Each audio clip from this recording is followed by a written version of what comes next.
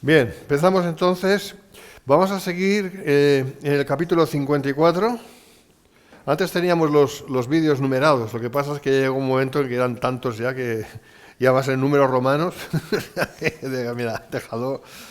Y ya directamente lo que hacemos es mirar, ver los capítulos como tales, que es más práctico también. Bien, entonces estamos ahí. Es la segunda parte de este capítulo. Espero terminarlo hoy. Digo espero porque no sé si lo voy a conseguir, pero al menos la intención está ahí.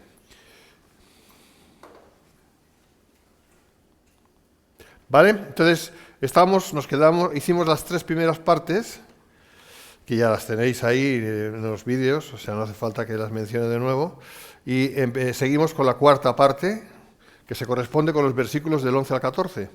Del 11 al 14. Esto va a ser muy interesante lo que vamos a estar viendo esta tarde. Siempre es interesante la palabra de Dios, es obvio, pero especialmente interesante esta parte, porque yo creo que vamos a entender un concepto que no está suficientemente claro. Y ese concepto lo vamos a desvelar, ¿no? No lo voy a decir ahora inmediatamente, porque si no perdemos un poquito el interés, sino lo voy a ir desvelando conforme vayamos avanzando, ¿no? Pero ya veréis que es así.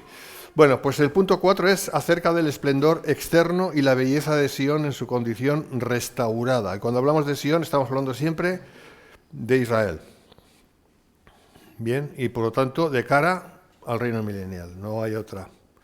Bueno, leo la palabra. Versículos del 11 al 14. Pobrecita, fatigada, con tempestad, sin consuelo. He aquí que yo cimentaré tus piedras sobre carbunclo y sobre zafiros te fundaré. Tus ventanas pondré de piedras preciosas, tus puertas de piedras de carbunclo y toda tu muralla de piedras preciosas. Y todos tus hijos serán enseñados por Jehová y se multiplicará la paz de tus hijos. Con justicia serás adornada, estarás lejos de opresión, porque no temerás y de temor, porque no se acercará a ti. Qué bello es esto, ¿no? El temor no se acercará. El temor es una de las cosas, es una de las armas del enemigo, en concreto contra los creyentes. O sea que, pues eso no va a pasar durante el reino milenial. Pero bueno, vamos por partes, vamos analizando. Entonces, respecto al versículo 11, que lo leemos de nuevo para tenerlo aquí claro. Pobrecita, fatigada con tempestad, sin consuelo, y aquí yo cimentaré tus piedras sobre carbunclo y sobre zafiros te fundaré. Bien, entonces, ¿qué podemos decir al respecto? Obviamente, la Iglesia no es comparable a una mujer pobrecita y sin consuelo. Estaréis de acuerdo conmigo, ¿verdad? O sea, cuando estas palabras van dirigidas o se enseña que van dirigidas a la Iglesia, es un error. Porque la Iglesia de nuestro Señor Jesucristo, que somos nosotros, bueno, nosotros somos parte, obviamente, no somos pobrecitos y no estamos sin consuelo. ¿Verdad que no?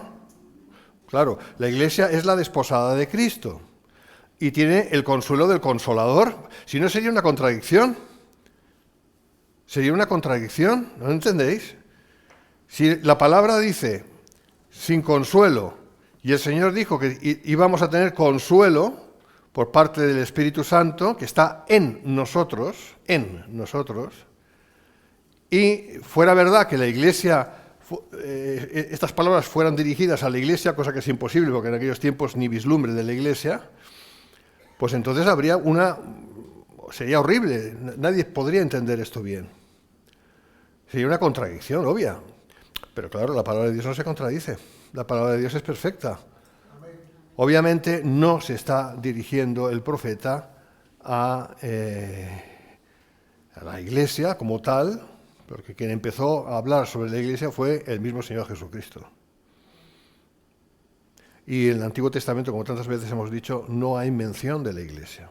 Hay mención de salvación a los gentiles, sí es verdad, pero no hay mención de un ente llamado Iglesia como tal, porque no estaba en la mente de los profetas, porque Dios no les había inspirado al respecto. Porque si os dais cuenta, todos los profetas hablan y se dirigen o bien a Judá o bien a Israel. Bien. Y todo lo que dicen tiene que tener cumplimiento. Parte se ha cumplido, gran parte no se ha cumplido todavía. Por lo tanto, se tiene que cumplir, porque la palabra de Dios no falla.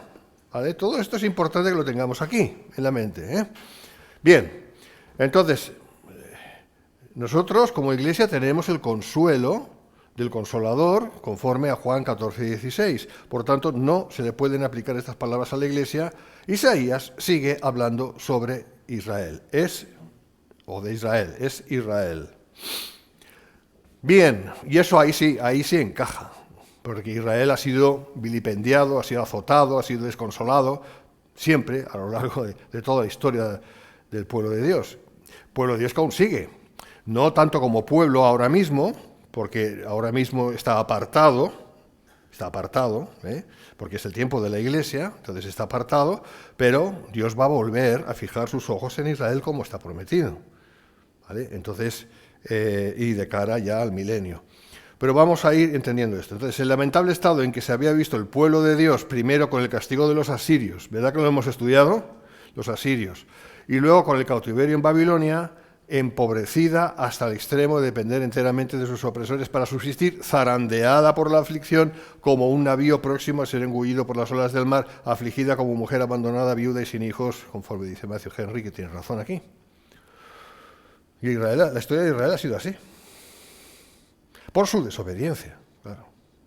No porque Dios se haya placido de que fuera así, sino porque el pueblo de Dios del Antiguo Testamento, que era Israel, obviamente, no obedecía al Señor. No obedecía y eso tiene sus consecuencias. No obstante, y ahí está la promesa, Jerusalén será ornamentada con prolijidad al llegar a convertirse en el centro del reino mesiánico. O sea, aquí es la cuestión, hermanos, y lo que tenemos que entender, ya voy a empezar a hablar de ello. Cuando los profetas hablan de la restauración de Israel, ¿a qué se está refiriendo? ¿A qué se están refiriendo? ¿Ha habido restauración de Israel hasta la fecha? No, todo lo contrario. Vuestra casa os es dejada desierta y no me veréis hasta que digáis bendito el que viene en nombre del Señor. ¿Verdad que lo dijo el Señor? Eso fue 2 días antes de ir a la cruz, en su lamento hacia Jerusalén. Bien, a partir de ese momento, de esa proclamación mesiánica, Israel fue apartado. La casa de David, Israel fue apartado. En realidad la casa de David es más bien Judá, pero bueno, ahí podemos entender también todo el Israel entero, porque todo Israel será restaurado, todas las tribus serán restauradas de nuevo, porque conoce el Señor a los que son suyos. Claro. Entonces, ahí es donde, a partir de ese momento, cuando el Señor clamó, lanzó su clamor sobre Jerusalén, allí es donde justamente empezó el apartamiento de la casa de David, y inmediatamente después, ya cuando el Señor resucitó, claro, 50 días después, el Pentecostés, es cuando nace la Iglesia. ¿Amén? O sea, la Iglesia, por cierto, nació en una fiesta de los judíos, una fiesta del Señor, en Pentecostés, interesante. Entonces, y ahí empiezan estos 2 días de Oseas. 2000 años. Porque el apartamiento de Israel, la palabra dice que iba a ser, es mejor dicho así, por 2000 años. Justamente ya los 2000 años están acabando. A partir del momento que el Señor dijo, vuestra casa os es dejada desierta y no me veréis hasta que digáis, bendito que viene el nombre del Señor. Hay un hasta. Por lo tanto, hay un principio del apartamiento y hay un final del apartamiento. ¿Me seguís? Y aquí es justamente lo que está diciendo el profeta. El profeta está anunciando la restauración futura de Israel. Y lo que estaba diciendo, que me quedé ahí, prácticamente el mensaje de todos los profetas veterotestamentarios es acerca de la restauración de Israel de cara al reino mesiánico, el reino por 1000 años. Que va a ser el tiempo en el que se va a cumplir todo lo que dicen los profetas. No antes. Nada que ver con la Iglesia. La Iglesia es la desposada de Cristo, es diferente, es un ente aparte. Así que lo que vamos a estar viendo es algo que tiene un cumplimiento cabal, va a tener un cumplimiento cabal. A lo mejor ha tenido un cumplimiento a lo largo en algún momento de la historia, pero prácticamente nada. Va a tener un cumplimiento cabal cuando empiecen los 1000 años, cuando el Señor regrese en gloria. Así que hay que entenderlo, hermanos, porque así está escrito. No podemos entender de otra manera. No podemos, no debemos. No podemos espiritualizar, entre comillas, la palabra de Dios, hacer una gran metáfora y decir que no, que estas promesas son para la iglesia. No, no son para la iglesia. Parte sí, pero cabalmente, de forma cabal, las promesas son para el Israel del reino milenial, el que tiene que entrar en el reino. Es así. Y vamos a ir viéndolo, ¿no? He aquí que yo cimentaré tus piedras, sobre carbunclo y sobre zafiros te fundaré. ¿Esto ha pasado? No, no ha pasado, ¿verdad que no? Nosotros somos Jerusalén. O sea, el Señor nos va a cimentar con carbunclo y con zafiros y si no tenemos tierra. La iglesia no tiene tierra. ¿Tiene tierra la iglesia? ¿Es una nación como tal la iglesia? No. No tenemos tierra. Somos como Abraham, que habitaba en tiendas. Por lo tanto, ¿a quién se está, o a qué se está dirigiendo? Más bien, ¿a quién se está dirigiendo la palabra de Dios a través de los profetas? Pues lógicamente a Israel. Y todo el tiempo es a Israel y a Israel. Y ya está. Y es así. Otra traducción de esto es: mira, voy a asentar tus piedras sobre antimonio. Carbunclo y antimonio es la misma cosa. Y tus cimientos sobre zafiros. ¿Y por qué antimonio? Porque ahora vamos a entender más. Carbunclo, antimonio y zafiros. Esto promete el Señor bajo un símil de una ciudad reedificada con gran esplendor. Ahora la pregunta es: ¿Jerusalén, la actual, es esta a la que se está refiriendo la palabra? No, la Jerusalén actual es un desastre. Es caótica. No. Sin embargo, la Jerusalén del milenio, que estará ubicada en donde está ahora la Jerusalén actual, eso ya es otra cosa. Eso va a ser un esplendor. Ahora, el antimonio que decía. El antimonio era usado por las mujeres orientales como polvo o ungüento para pintar los ribetes de los párpados, ¿sabéis, no? Para que las mujeres fueran más bellas, ¿eh? Por si fuera poco, o sea que... Y aumentar de ese modo el brillo de los ojos, ¿verdad? Esa era la intención, es la intención. Por tanto, el ungüento y los ojos podrían representar respectivamente el costoso mortero y las piedras labradas. Bueno, esto dice Slotky, comentarista. Yo creo que va más allá. No creo que se está tanto refiriendo la palabra a la Jerusalén física en el sentido de las piedras. Yo creo que está más bien dirigiéndose a las personas que van a vivir, que van a habitar la ciudad. Que van a ser personas bellas espiritualmente hablando, ¿se entiende? Pero bueno, aquí el símil es este: la belleza de una mujer sería la representación de la Jerusalén del milenio. Y aquí creo que tengo la explicación. Más bien nos inclinamos a pensar en la belleza interior del pueblo de Dios salvado por su Mesías, ¿vale? Habitantes de esa nueva Jerusalén, aparte de la belleza de la Jerusalén ciudad, que de seguro también será bella. O sea, las dos cosas son verdad, ¿vale? Aunque Jerusalén yacía en ruinas, y espiritualmente sigue así, hecha un montón de escombros, será embellecida y aparecerá más espléndida que nunca antes en todos los sentidos. Vale, sigo. Versículo 12. Tus ventanas pondré de piedras preciosas, tus puertas de piedras de carbunclo y toda tu muralla de piedras preciosas. ¿Nosotros tenemos muralla? ¿Nosotros tenemos puertas? Pero si no tenemos ni siquiera tierra, que vamos a tener murallas y vamos a tener... Pero las cosas hay que entenderlas como están escritas, hermanos, no adaptándolas a nuestra doctrina o a nuestra tradición. La tradición no vale nada si se enfrenta a la verdad. La tradición, si se confronta con la verdad y es diferente a la verdad, no vale nada la tradición. Y la doctrina no es lo mismo. Podemos haber aprendido mucha doctrina, pero si es errada no vale. La que vale es la correcta. Amén. Pero en todos los órdenes de la vida es así. Más aún cuando estamos hablando de las cosas del Señor. Ya está. Hay que ser humildes y reconocer, pues mira, si me he equivocado en esto, en creer esto, pues ahora rectifico. Porque yo quiero la verdad. Pues yo quiero la verdad, yo no quiero la mentira. ¿Para qué quiero la mentira? No sirve para nada la mentira. ¿Dónde va la mentira? No va a ningún sitio. Yo quiero la verdad, aunque duela, aunque me tenga que humillar o avergonzarme y decir, mira, pues tanto tiempo queriendo una cosa y resulta que no es. Pues ¿qué le vamos a hacer? Mala suerte. Pero lo importante es la verdad. Eso es lo que va a primar.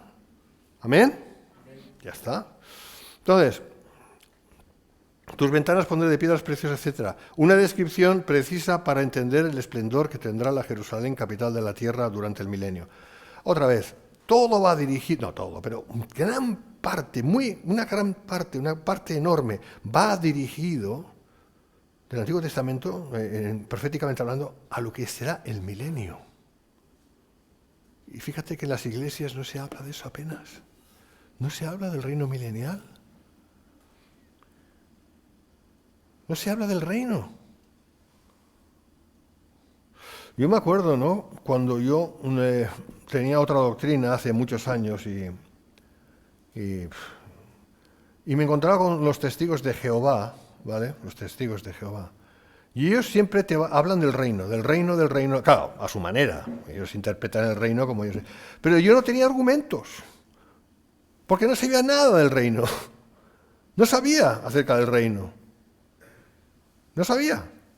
Entonces, yo siempre intentaba hablarles de la salvación, de ir al cielo, ¿sabes? Cosas que son verdad también, claro. Pero no podía hacer mucho más. Y ellos, claro, otra vez, ¡bum! Al reino. Porque viviremos sobre la tierra, el reino. Claro, las dos cosas están mal. Por mi parte, no saber sobre el reino. Y por parte de ellos, que saben del reino, pero equivocadamente. Entonces, claro que hay reino, claro que va a haber reino, pero hay que saber a qué reino se corresponde, cómo se corresponde, cuánto tiempo dura, quién va a estar en el reino, etcétera, etcétera. ¿Me seguís? La pregunta es, ¿la Iglesia dónde va a estar en el tiempo del reino milenial? La respuesta es, con el Señor. Porque dice la palabra, y así estaremos siempre con el Señor, ¿verdad? 1 Tesalonicenses capítulo 4, versículo 17. Y así estaremos siempre con el Señor. ¿Por qué? Porque una esposa está con el esposo. Y espiritualmente eso es lo que vamos a hacer. ¿Me seguís? Así que yo me puedo imaginar, haciendo uso de mi imaginación, porque no puedo ir más allá, de que estaremos en la tierra, estaremos en los cielos, en el cielo, estaremos en la Jerusalén celestial, que es nuestra patria. Nuestra patria es la Jerusalén celestial. ¿Amén? Y yo qué sé, y algunos estaremos aquí y otros allá, yo qué sé, estaremos trabajando, estaremos muy ocupados durante el milenio. Pero no tenemos que olvidar de que tendremos cuerpos resucitados, cuerpos de gloria. No tendremos hijos, no nos casaremos más. No tendremos hijos. Seremos como los ángeles, dijo el Señor, ¿verdad? O sea, tendremos una vida muy diferente a la que tenemos ahora. Porque tendremos un cuerpo muy diferente al que tenemos ahora. ¿Amén? Pero los que vivan en la tierra, sí se casarán, sí tendrán hijos, sí poblarán la tierra, sí vivirán sin enfermedades, sin aflicciones, sin guerras, en la paz de Cristo, Cristo reinando desde Jerusalén, en fin. Las naciones, como ya veremos, yendo una vez al año a Jerusalén a presentar los respetos a Cristo, al Mesías, al Rey, porque entonces va a ser Rey. Bueno, siempre ha sido Rey, pero ahí será manifestado como Rey, no como Cordero, sino como Rey. ¿Amén? En fin, va a ser algo fantástico, pero va a haber dos tipos no sé cómo era, humanidad, no sé si vamos a seguir siendo humanos, no sé, no, la verdad es que no lo sé, a lo mejor nos llamaremos de otra manera, no sé, pero vamos a decir humanos, habrá una humanidad glorificada, la Iglesia, y habrá una humanidad todavía no glorificada que vivirá en la tierra, los hombres vivirán, cuando digo hombres quiero decir hombres y mujeres, ¿vale? Ya me entendéis, los hombres vivirán muchos años, tendrán hijos, poblarán la tierra, e Israel será la nación sobre las naciones. Cosa que ahora mismo es inverosímil. Pero es lo que va a pasar porque la Biblia es lo que enseña. Así que aquellos que niegan el reino milenial están negando a los profetas. Así de claro. Lo siento, pero es así. Versículo 13. Y todos tus hijos serán enseñados por Jehová y se multiplicará la paz de tus hijos. ¿Esto ha pasado? ¿Esto ha pasado sobre Israel? No. Porque claro, si habláramos de la iglesia, ¿quiénes son nuestros hijos? Contéstame. ¿Qué hijos son los nuestros? ¿Nosotros tenemos hijos? No, no tenemos hijos.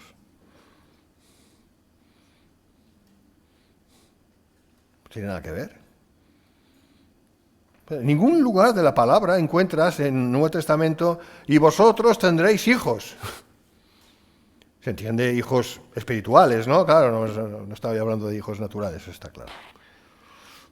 No, ¿por qué? Porque la iglesia no tiene hijos. La iglesia es la desposada. Y una novia no tiene hijos. ¿Me entiendes? Entonces, ¿de qué está hablando?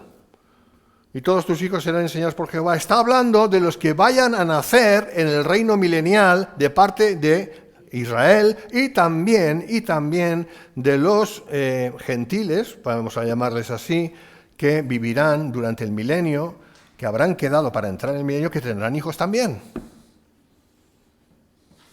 Ah, que eso nos enseña.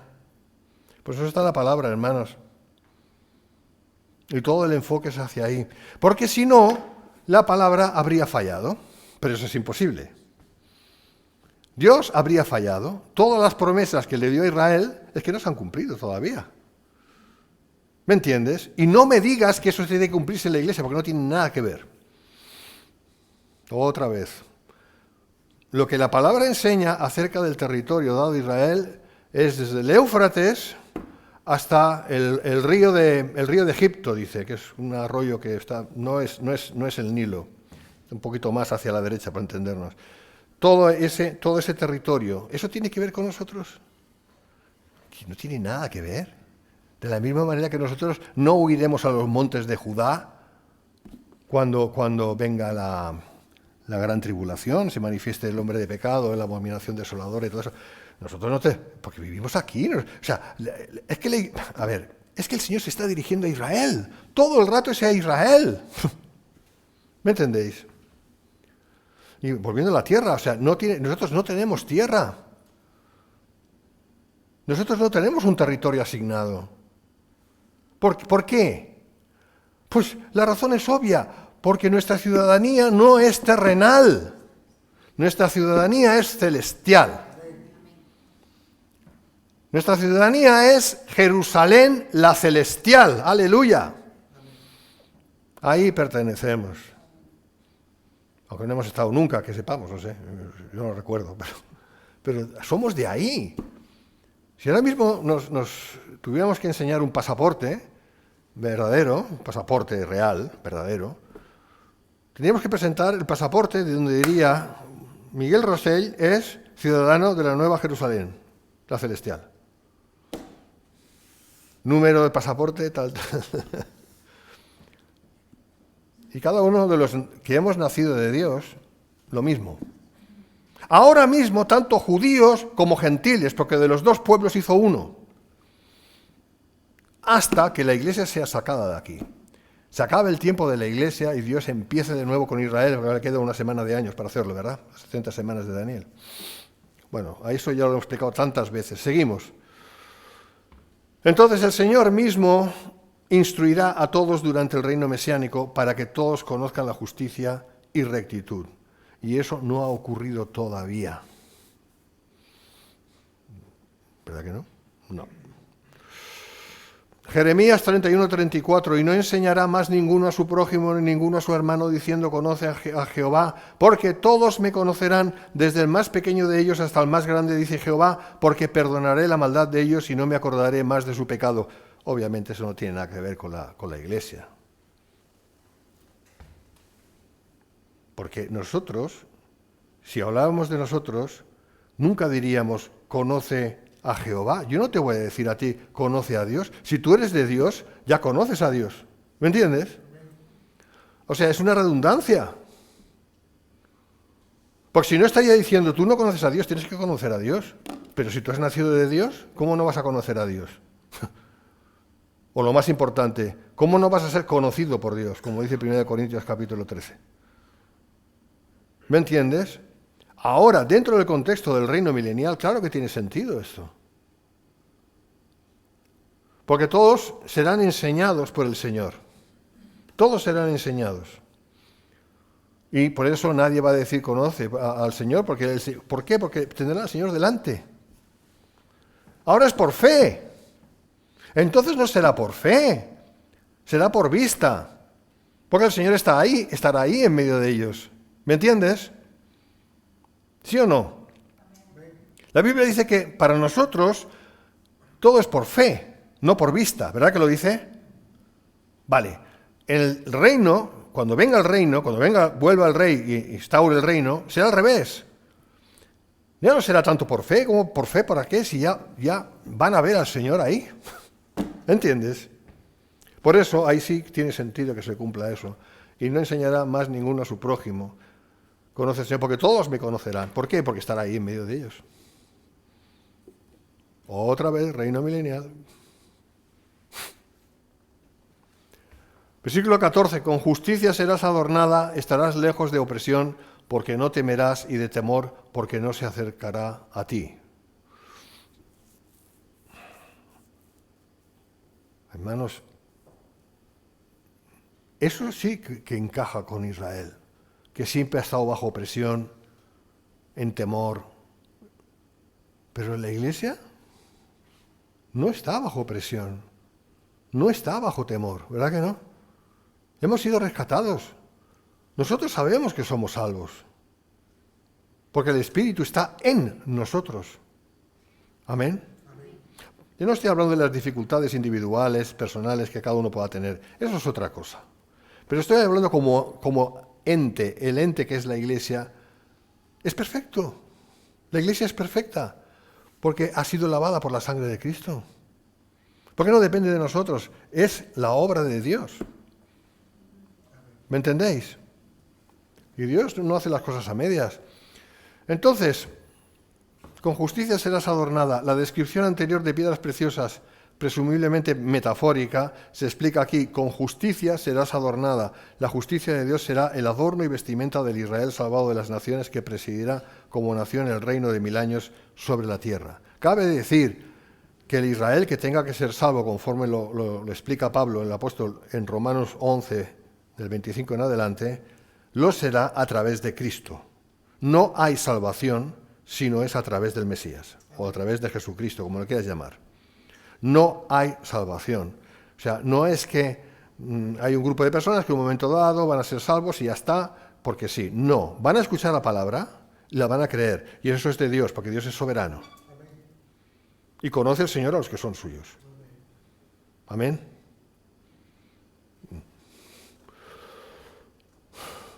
El temor y el miedo que siempre han caracterizado a los... Pero no sé si me quedé algo aquí. La justicia de Dios será el adorno y vestimenta de Israel, salvado de las naciones. Sí, lo he dicho, ¿no? Que presidirá como nación el reino de 1000 años sobre la tierra. Exactamente. El temor y el miedo que siempre han caracterizado a los judíos. Siempre que piensan en los judíos es un pueblo con miedo, un pueblo con temor. Mira, por ejemplo, en Alemania, ¿no? La Alemania nazi, ¿no? Y qué terrible fue, ¿no? O sea, y los judíos pobres, ¿no? Temor, miedo, con razón. Bueno, las consecuencias de la desobediencia a Dios, Deuteronomio 28. Si me obedecéis, tendréis todas estas maravillas, bendiciones, pero si me desobedecéis, tendréis todas estas maldiciones. Y justamente la maldición mayor de la que pone ahí se cumplió por mano de los nazis. Y también por mano de los comunistas en Rusia, no solamente los nazis. Pero esto va a desaparecer. Esto va a acabar para Israel, cuando Israel llegue a ser la nación de Dios de nuevo. Todo temor va a desaparecer, todo miedo va a desaparecer. Va a ser algo absolutamente diferente. Punto 5, y con eso acabamos. Ninguna violencia ni ninguna palabrería maliciosa serán efectivas contra Israel por cuanto Dios es su protector. Anda que no ha habido, ¿verdad? Anda que no ha habido. Si como dicen algunos y enseñan algunos, Israel se ha acabado ya no tiene nada, Israel ya no pinta nada, entonces Dios miente. Porque todo esto no se ha cumplido. ¡Ay, no! Esto se ha cumplido en la iglesia. Otra vez. No. Porque esto no tiene nada que ver con la iglesia. Nada que ver. Pero Dios no miente. Por lo tanto, los que enseñan que Israel ya se acabó, ellos son los que mienten. 2 y 2 son 4, hermanos. ¿Vale? Bien, leemos. Si alguno conspirare contra ti, lo hará sin mí. Pues anda que no ha pasado, ¿verdad? El que contra ti conspirare, delante de ti caerá. ¿Perdón? ¿Hasta la fecha? ¿No ha sido así? Todo lo contrario. Otra vez me remito, por ejemplo, al tema del holocausto. He aquí que yo hice al herrero que sopla las ascuas en el fuego y que saca la herramienta para su obra, y yo he creado al destruidor para destruir. Amén. Ninguna arma forjada, esto tiene tela, contra ti prosperará, y condenarás toda lengua que se levante contra ti en juicio. Esta es la herencia de los siervos de Jehová, y su salvación de mí vendrá, dijo Jehová. Bueno, vamos a ir viendo. Versículo 15, esto va dirigido a Israel, es obvio, lo leemos de nuevo, para tenerlo en la mente. Si alguno conspirare contra ti, lo hará sin mí. El que contra ti conspirare, delante de ti caerá. Esto es muy fuerte lo que dice, y Dios no miente, ¿eh? O sea, ya eso vamos por delante. Por lo tanto, esto tiene que tener un cumplimiento en algún momento, porque no se ha cumplido todavía. Y si no se ha cumplido todavía, ¿cuándo se va a cumplir? Sabiendo que es sobre Israel. Seamos serios. Esto va dirigido a Israel, como todo lo demás, y hasta la fecha pocas veces ha cumplido, por tanto deberemos enmarcarlo en el contexto del reino milenario, y más en concreto al final del mismo. Y esto es muy importante, porque la Biblia lo habla, Apocalipsis capítulo 20 habla sobre esto, ahora lo veremos. Cuando los malos se vuelvan a levantar por un tiempo, inspirados por Satanás, que será suelto por este tiempo. Vamos a leerlo. Apocalipsis 20, del 7 al 9. Cuando los 1000 años se cumplan, porque todo este tiempo Satanás será encadenado. Cuando se dice Satanás significa Satanás, o sea, el diablo y todos los demonios, ¿vale? Serán encadenados. A ver, esto es interesante. Espera, dejadme explicaros esto. El diablo, sí, lo que tiene que ver con los extraterrestres, son demonios, ha estado pululando por el segundo cielo y por el primer cielo, ¿vale? El tercer cielo es el de Dios, ahí no hay demonios, fueron echados. Y ha estado el diablo y con sus demonios, el diablo va para aquí y para allá, viaja muy rápido, en el segundo cielo, que es el cosmos. El segundo cielo es el cosmos, planetas, estrellas, etc. Y el primer cielo es el cielo atmosférico, ¿vale? Bueno. La palabra nos dice en Apocalipsis capítulo 12 que el diablo será echado del segundo cielo y del primer cielo a la tierra. Y de aquí podía hablar bastantes cosas, pero no es el contexto y no lo voy a hacer. Será echado a la tierra, ¿vale? Entonces, justo antes de que empiecen los 1000 años, ya al final del Armagedón, el Señor lo que va a hacer es enviar un ángel, dice un ángel, que va a atar al diablo, todos los demonios, con una cadena, esto evidentemente es simbólico, los va a atar, que es lo importante, y lo va a echar al diablo, lo va a echar a Satanás, Satanás significa el adversario, lo va a echar al abismo. Y va a estar ahí casi 1000 años. Eso es lo que dice la palabra, hermanos. O sea, el diablo está suelto ahora, no está atado. Está suelto, Claro, lógicamente bajo la supervisión de Dios, siempre es así.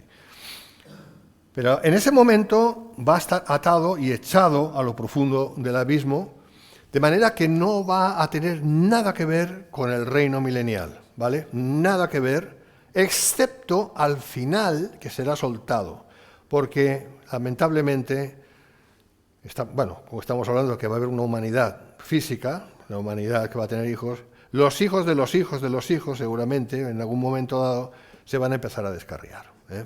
Y eso que el diablo no va a estar aún suelto, va a estar atado. Pero el diablo va a ser desatado justamente para acabar de engañarles, para que vayan contra lo que Dios quiere. Bueno, lo leemos, si está aquí. Cuando los 1000 años se cumplan, Satanás será suelto de su prisión y saldrá a engañar a las naciones que están en los 4 ángulos de la tierra, a Gog y a Magog, a fin de reunirlos para la batalla, el número de los cuales es como la arena del mar. O sea, va a haber mucha gente muy mala a final del milenio, ¿eh? Y subieron sobre la anchura de la tierra y rodearon el campamento de los santos y la ciudad amada, y de Dios descendió fuego del cielo y los consumió. Y ahí se acabó. Y entonces cuando el diablo será echado al lago que arde con fuego y azufre, y todos los demás pues procederán delante del trono blanco, del juicio del trono blanco, y los que no se encuentren en el libro irán también al lago que arde con fuego y azufre, que es el infierno. Ese es el infierno.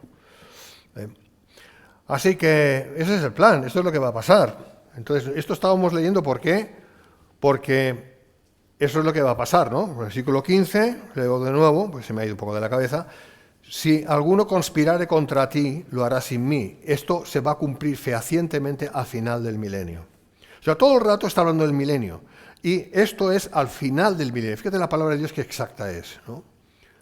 Si alguno conspirare contra ti, lo hará sin mí. El que contra ti conspirare delante de ti caerá. Porque va a pasar lo que acabamos de leer. Que el Señor no va a escuchar al enemigo, no va a dar permiso a que se dañe al pueblo de Dios que vivirá al final del milenio, y los destruirá. Descendió fuego del cielo y los consumirá. Habla en pasado, pero para el Señor es igual el pasado que el presente, porque es eterno. Escribe MacArthur: el Señor consumirá a todos los enemigos de Israel, y la herencia de los siervos del Señor en el reino mesiánico incluirá su protección de cualquier conquistador. ¿Vale? Y para que veáis que no es un invento mío. Paso de inventar. Versículo 16.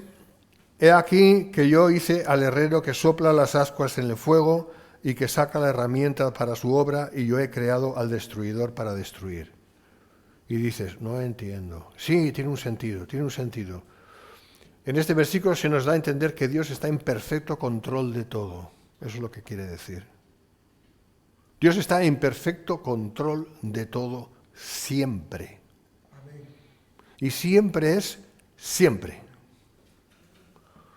Tanto de lo constructivo como de lo destructivo. Porque Dios maldice, ¿verdad? Oh, claro. Nada acontece ni puede acontecer que Él no lo quiera. Algunos tienen algún problema con eso de que Dios maldice. Pero si la tierra fue maldecida por Dios, por el pecado, por la desobediencia de Adán y Eva. Y las consecuencias derivadas son las que hemos sufrido siempre. Porque apartarse de Dios es muerte. Apartarse de Dios es muerte. Pecar es apartarse de Dios. Por lo tanto, muerte. Hermanos, nunca me cansaré de decir eso. Al pecado le tenemos que dar la importancia que tiene. El pecado es la causa de los males. El pecado. El pecado fue la puerta o el instrumento por el cual vino tanta desgracia a este mundo. El pecado. Tanto es así que Dios hizo hombre para destruir el poder del pecado. En la cruz. Y en la consiguiente o subsiguiente resurrección. Muerte y resurrección. Si solamente hubiera sido muerte, no era suficiente. Muerte y resurrección. Ahí fue destruido el poder del pecado, pero antes no. Así que fíjate lo grave que es el pecado. Por eso, hermanos, nos conviene vivir vidas santas. Amén.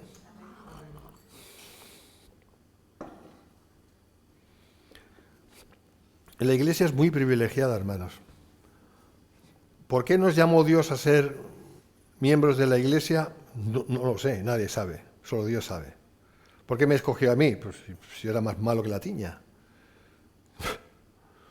Más malo que la tiña, para aquellos que no sepan, significa más malo que todas las cosas. ¿Por qué no escogió a mi hermano, que es más bueno que yo? Mi hermano, tengo un hermano. ¿Por qué no le escogió a él? Si es mejor persona que yo te lo digo yo. Más atento, más amable. Yo qué sé, yo qué sé. Pero él no cree, más que le he predicado. Él no cree. Mi hermana tampoco. Un montón de familia mía no cree. ¿Por qué a mí me escogió Dios? Pues él sabrá. O sea, una cosa os puedo decir, Dios no nos ha escogido porque somos buenos. Dios nos ha escogido porque somos muy malos. Para glorificarse en nosotros.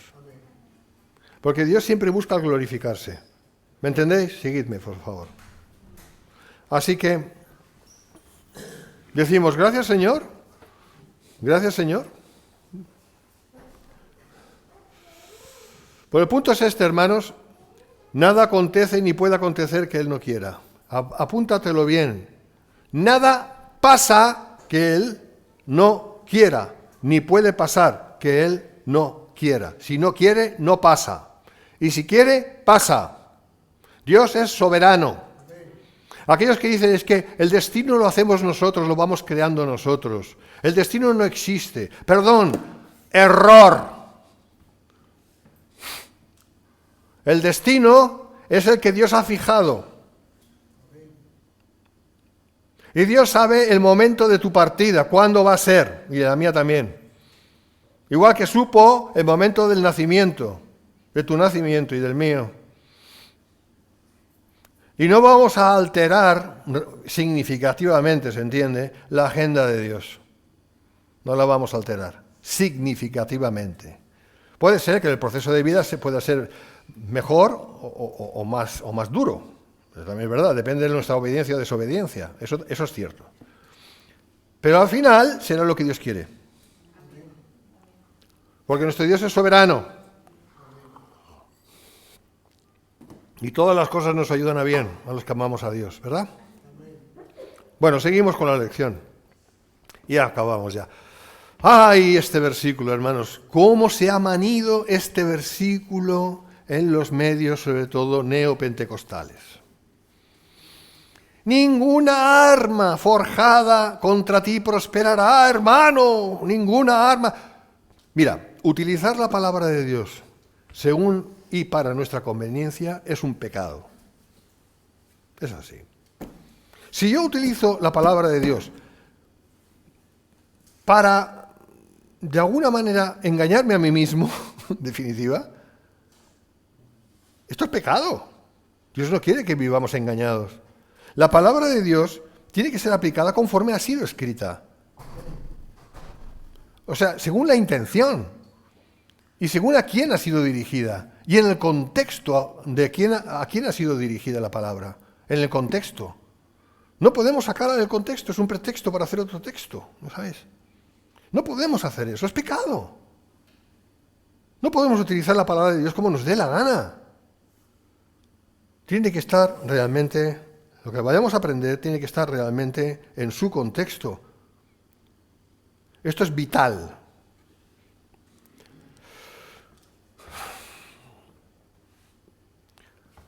Y condenarás toda lengua que se levante contra ti en juicio. Madre mía, esta es la herencia de los siervos de Jehová y su salvación de mí vendrá, dijo Jehová. Como ya he dicho, ¿no? Muchas veces se toma este versículo para venir a decir que la Iglesia, o a la Iglesia, o a cualquier miembro de ella, nada malo le va a pasar de parte de cualquier enemigo, pero eso es un entendimiento equivocado del sentido de la Escritura. En principio esto no va dirigido a la Iglesia, ¿vale? En principio no va dirigido a la Iglesia, porque el contexto es Israel, y es el Israel del milenio. No es el Israel que fue, porque eso no se hubiera cumplido. Porque cuando dice ninguna arma forjada contra ti prosperará, pues anda que no ha habido armas forjadas contra Israel, ¿verdad? Que han prosperado. Por lo tanto, es imposible que se pueda dirigir esto a Israel del momento hasta el momento que el Señor dijo: y vuestra casa se os dejará desierta, ¿verdad? Porque luego Israel ya dejó de ser como tal, porque vino la dispersión en el año 70 y luego en el 135 después de Cristo, y Jerusalén quedó vacía. Los judíos fueron dispersados por todas partes. Los judíos no acabaron, o sea, el enemigo no pudo acabar con Israel, con los judíos, si queremos ser más exactos. Ni siquiera utilizando a Hitler, que sí quiso cargar a todos los judíos, odiaba a los judíos Hitler, o Stalin. No pudo hacerlo, lo intentó, consiguieron todo lo contrario, gracias a Dios. Que Israel tuviera tierra otra vez, volviera a la tierra, mayo del 48. Aunque ahora Israel son huesos secos, lo que dice en Ezequiel, son huesos secos, no hay vida en Israel. No, porque no reconocen al Mesías, no reconocen a Cristo, ¿vale? Pero lo que quiero decir es que ninguna arma forjada contra ti prosperará, si no se ha cumplido y ahora Israel está todavía apartado, porque aún no ha empezado la última semana de años. ¿A quién se está dirigiendo? A Israel, claro, porque todo es Israel, pero ¿qué Israel? ¡El del milenio! El del milenio. No puede ser de otra manera. No puede ser de otra manera.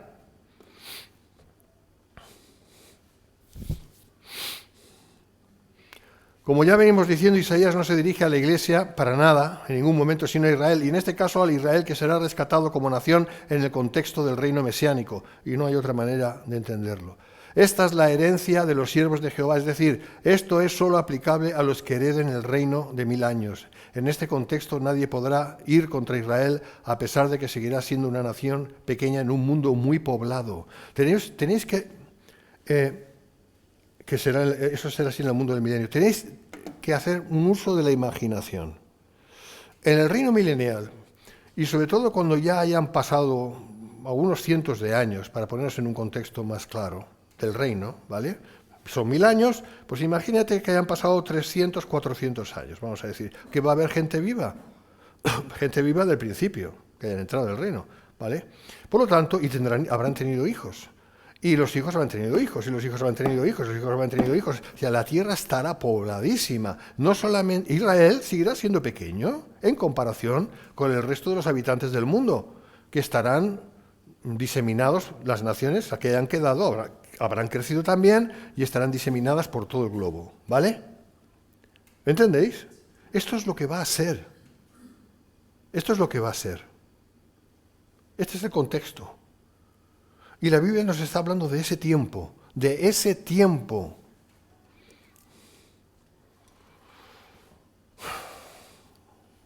Habrá muchas naciones. Será el tiempo en que se cumplirá la palabra: hágase tu voluntad como has hecho en los cielos, aquí en la tierra, el Padre nuestro. Eso no se ha cumplido todavía. Claro que Dios hace su voluntad, pero estamos hablando de su perfecta voluntad. No de su voluntad permisiva, sino de su perfecta voluntad. Pues ahora mismo no está ocurriendo, ¿verdad que no? No. Porque Dios quiere que haya salvación sobre la tierra. ¿Verdad? Por lo tanto, esto no se está cumpliendo. Pero se cumplirá. ¿Cuándo? En el reino milenial. Y socavar esto es socavar la palabra de Dios.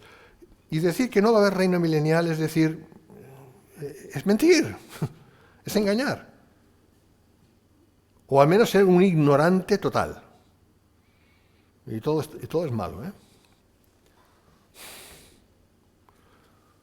Todo lo contrario va a ocurrir. Mira, Zacarías 14, 16 al 19. Y todos los que sobrevivieren de las naciones que vinieron contra Jerusalén subirán de año en año para adorar al Rey. ¿Cuándo ha ocurrido esto, hermanos? Esto tiene que ocurrir. A Jehová de los ejércitos. ¿Quién es Jehová de los ejércitos? Es Cristo. Es el Padre también. Pero en este caso es Cristo. Porque Cristo va a estar reinando sobre Jerusalén. Y a celebrar la fiesta de los tabernáculos. Va a haber, las fiestas van a seguir. aquí en este mundo. Y acontecerá que los de las familias de la tierra que no subieren a Jerusalén para adorar al Rey, Jehová de los ejércitos, no vendrá sobre ellos lluvia. ¿Te das cuenta? Y si la familia de Egipto no subiere y no viniere, sobre ellos no habrá lluvia. Vendrá la plaga con que Jehová herirá a las naciones que no subieren a celebrar la fiesta de los tabernáculos. ¿Cuándo las naciones, pregunta, cuándo las naciones han subido a Jerusalén de año en año para celebrar tabernáculos? ¡Nunca! Pero está escrito. ¿O qué hacemos? ¿Hacemos una alegoría a lo bestia de todo? ¿Sí? No, porque estaríamos mintiendo. No podemos desfigurar la palabra de Dios. No se puede. Pecado. Esto será la pena del pecado de Egipto y del pecado de todas las naciones que no subieren para celebrar la fiesta de los tabernáculos. ¿Cuándo va a ser esto? Entonces, ¿cuándo? Dime cuándo tú vendrás. ¿Cuándo? En el reino milenial. No puede ser en otro momento, ¿me entiendes? No puede ser en otro momento porque no ha sido en otro momento. Y ahora no puede ser porque es el tiempo de la Iglesia. Ahora si un judío se convierte es parte de la Iglesia. Por eso decimos que la Iglesia tiene que salir para que Dios vaya a empezar de nuevo con Israel y que se cumpla la palabra de Dios. Todas las promesas de, por ejemplo, Daniel capítulo 9, acerca de las 70 semanas, ¿no?, que están destinadas para Jerusalén e Israel. Jerusalén e Israel. Otra vez. Entonces las naciones estarán totalmente sujetas a Cristo en ese tiempo futuro de la historia y se va a cumplir, de nuevo lo digo, la palabra que dice: hágase tu voluntad como has hecho en los cielos, aquí en la tierra. En la tierra. No en Ganímedes. En la tierra. Amén. Yo quiero eso. Y yo, como todos vosotros, los que sois de Cristo, estaremos con el Señor. Ya a partir del momento que el Señor venga a por nosotros, cuando Él venga con los que tienen que resucitar, y nosotros les seguiremos a ellos, a encontrarnos con el Señor en las nubes, y seremos en el proceso transformados, cuerpos de gloria, igual que los resucitados, y estaremos siempre con el Señor. Siempre. Nosotros no somos Israel. Nosotros somos la desposada de Cristo, la Iglesia. Y hasta aquí, hermanos, ¿alguna pregunta?